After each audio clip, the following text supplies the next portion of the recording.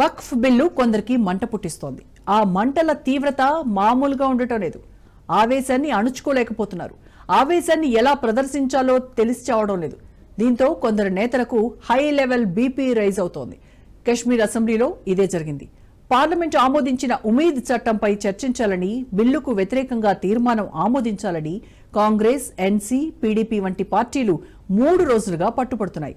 అయితే చట్టం ఆల్రెడీ అయిపోయిందని, మరోవైపు సుప్రీంకోర్టు పరిధిలో విచారణ దశలో ఉందని, అలాంటి వాటిపై చర్చ జరపరాదని స్పీకర్ చెబుతూ వస్తున్నారు.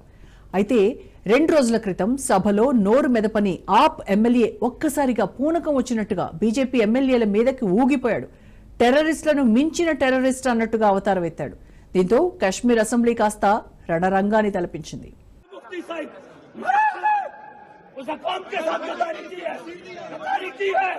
కొండ నాల్కకు మందేసిన మోడీ సర్కార్.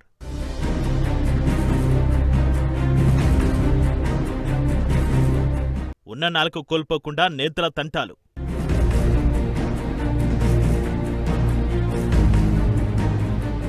ఉమీద్ బిల్లుపై కాశ్మీర్ అసెంబ్లీలో terrific tension.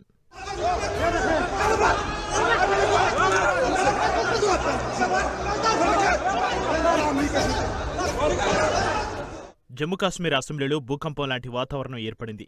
Aam Aadmi party MLA Mehraj Malik తీవ్రమైన ఆవేశానికి గురయ్యాడు. ఎవరో వచ్చి తన ఆస్తులేవో లాక్కున్నట్టుగా తెగ ఇదేపోయాడు.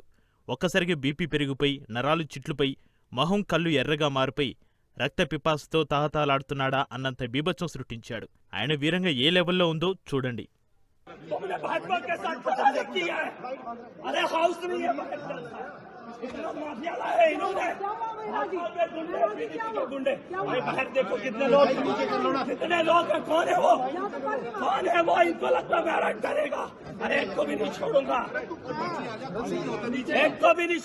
వక్సవర్ణ బిల్లు రాష్ట్రపతి ఆమోదం పొందడం, కేంద్ర ప్రభుత్వం నోటిఫికేషన్ ఇవ్వడం కూడా జరిగిపోయాయి. ఇప్పుడు ఆ చట్టం దేశవ్యాప్తంగా అమల్లోకి వచ్చింది. మరోవైపు కాంగ్రెస్, టీఎంసీ, డీఎంకే, లెఫ్ట్ వంటి ఇండి కూటమి పార్టీలు వక్సవర్ణ చట్టం అప్రజాస్వామికమంటూ సుప్రీంకోర్టులో పిటిషన్ వేశారు. దానికి కూడా కేంద్రం తగిన రీతిలో చాలా అడ్వాన్స్డ్గా వ్యవహరించింది. వారి పిటిషన్కు దీటుగా సుప్రీంకోర్టులో కేవీఐటీ పిటిషన్ వేసి సుప్రీంకోర్టును అప్రమత్తం చేసింది. దీంతో ఇండి కూటమి దగ్గర అన్ని పాచికలు అయిపోయాయి. ఇప్పుడు మిగిలింది ప్రజాస్వామ్యంలో తాము ఉన్నామని నిరూపించుకునే ప్రక్రియ ఒక్కటే. అందుకే అటు ఇస్లామిక్ సంస్థలు, ఇటు ఇండి కూటమి పార్టీలు, ఆల్ ఇండియా ముస్లిం పర్సనల్ లా బోర్డు వంటి సంస్థలు నిరసనలకు పిలుపునిచ్చారు. ఇదే క్రమంలో ఆయా రాష్ట్రాల అసెంబ్లీలో కూడా తాము ఉన్నామని చాటుకునే ప్రక్రియ ఒకటి మిగిలిపోయింది. అందులో భాగంగానే కాశ్మీర్ అసెంబ్లీలో ఆప్ ఎమ్మెల్యే మెహరాజ్ మాలిక్ ఇలా వీరంగం వేశాడు.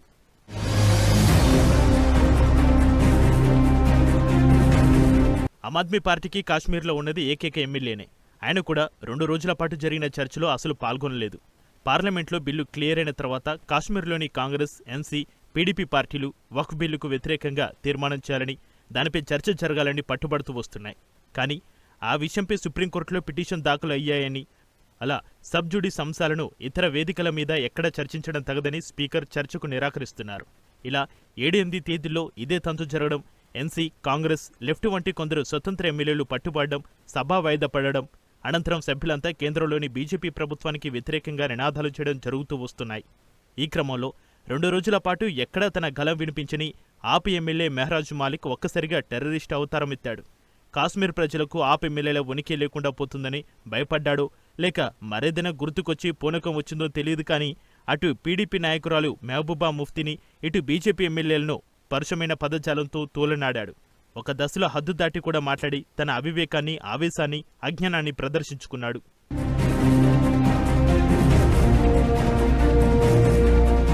ఇక సభలో ఇండి కూటమి సభ్యులు వక్ఫ్కు వ్యతిరేకంగా తీర్మానం చేయాలని పట్టుపడుతుండగా బీజేపీ ఎమ్మెల్యేలు చర్చను వ్యతిరేకిస్తున్నారు. నేషనల్ కాన్ఫరెన్స్, పీడీపీలపై విమర్శలు ఎక్కుపెట్టారు. బిల్లును పార్లమెంటు ఆమోదించిందని, రాష్ట్రపతి సంతకం చేశారని, అది ఇప్పుడు చట్టమని, మరోవైపు సుప్రీంకోర్టులో ఉన్న విషయాన్ని అసెంబ్లీలో చర్చించడం రాజ్యాంగ విరుద్ధమని వాదిస్తున్నారు. ఈ క్రమంలో వక్ఫ్ను వ్యతిరేకిస్తున్న ఎమ్మెల్యేలు అల్లాహు అక్బర్ నినాదాలు చేస్తుండగా బీజేపీ ఎమ్మెల్యేలు భారత మాతాకి జై, వందే మాతరం అంటూ ప్రతి నినాదాలు చేశారు. ఇలా 2 వర్గాల నినాదాల మధ్య ఉద్రిక్తత మరింత పెరిగింది.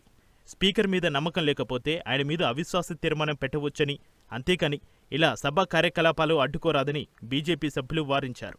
ఎన్సీ, కాంగ్రెస్ ఎమ్మెల్యేలు తమ మీద దాడి చేశారని బీజేపీ ఎమ్మెల్యేలు ఆరోపించారు. మరోవైపు తమ మీదనే బీజేపీ ఎమ్మెల్యేలు దాడికి దిగారని ఇండి పార్టీ సభ్యులు ప్రత్యారోపణ చేయడం గందరగోళానికే కాక ఉద్రిక్త పరిస్థితులకు దారితీస్తుంది. ప్రాణాలు కాపాడుకునే క్రమంలో పలువురు సభ్యులు ఆందోళనతో బయటకు పరిగెత్తుకు రావడం కూడా కాశ్మీర్ అసెంబ్లీ వ్యవహారాలను చర్చాంశంగా మార్చింది.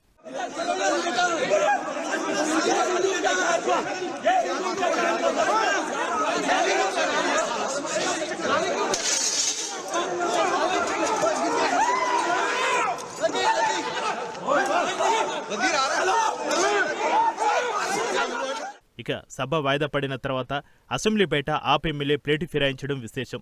తాను ఎవరిని తిట్టలేదని, ఎవరిపైకి చెయ్యి ఎత్తలేదని, అయితే మెహబూబా ముఫ్తీ గురించి మాట్లాడిన దానికి కట్టుబడి ఉన్నానని ముక్తాయించాడు. मैंने हाथ नहीं उठाया, मैंने गाली नहीं दी। इनको लगता है मैं कुछ भी नहीं हूँ। ये नाम से जीते हैं, मैं काम से जीता हूँ। बात साफ है। अब ये बात अलग है, मैं गांव से आता हूँ, मैं एक आम परिवार का हूँ, मेरा इतना पॉलिटिकल बैकग्राउंड नहीं है, लेकिन आज दावे के साथ बता सकता हूँ कि ईमानदारी की जिस सीढ़ी को मैं चढ़ा हूँ, आज इनके सीनों पे चढ़कर कहता हूँ कि महाराज की वजूद के बराबर इनका मुकाबला नहीं है। ये शर्मिंदा है। 28 बीजेपी, 3 पीडीपी और उनके गुर्गे महाराज को डराएंगे। ये खेल मैं बचपन में गली में खेलता था और हर गली में मेरा एक नाम है, किरदार पता कर रहे हैं। जिसको ज्यादा शौक है ना ये गुंडागर्दी करने का, ये गुंडागर्दी हमने बचपन में छोड़ दी है। ఇక మరోవైపు సభలో ఆప్ ఎమ్మెల్యే రుద్రరూపం నోటి నుంచి వచ్చిన హద్దుమీరిన మాటలను పలువురు సభ్యులు తప్పుబట్టారు. సభలో అమర్యాదపూర్వకంగా ప్రవర్తించరాదని, అభ్యంతరాలు ఉంటే స్పీకర్కు వినపం ద్వారా తెలియజేయాలని, చట్టాన్ని అతిక్రమించేలా ప్రవర్తించరాదని అభిప్రాయపడ్డారు. अगर महराज मलिक की किसी बात को किसी से कोई ठेस पहुंची है, उसके लिए एक तरीका है बात करने का। आप उनको स्पीकर साहब को चिट्ठी लिखनी चाहिए थी ताकि कानूनी तौर पे उस पर भी बात हो। लेकिन हाउस के अंदर एक प्रिविलेज है एक मेंबर को, वो कोई भी बात अपनी रख सकता है। तो ये बड़ा अनफॉर्चुनेट है कि भाई इस तरीके से उससे बात की गई और इस तरीके से कुछ लोग यहाँ लाए गए बाहर से। असेंबली के अंदर आप मुझे बताइए, असेंबली के अंदर तो या MLAs होने चाहिए अंदर, और जो प्रेस गैलरी है वहाँ पे मीडिया के लोग होने चाहिए। तो ये जो हादसा हुआ है मैं इसको कंडेम करता हूँ। మొత్తానికి వక్ఫ్ బిల్లు చట్టరూపం దాల్చడం, అమల్లోకి రావడం జరిగిపోతున్న తరుణంలో ఇప్పుడు ఎవరు ఎలా స్పందించాలో తెలియక ప్రజల సెంటిమెంట్లను రెచ్చగొట్టే చర్యలకు పూనుకుంటున్నారన్న అభిప్రాయాలు వినిపిస్తున్నాయి. మరి ఇలాంటి స్థితి నుంచి ఇంటి నేతలు ఎప్పుడు బయటపడతారో చూడాలి.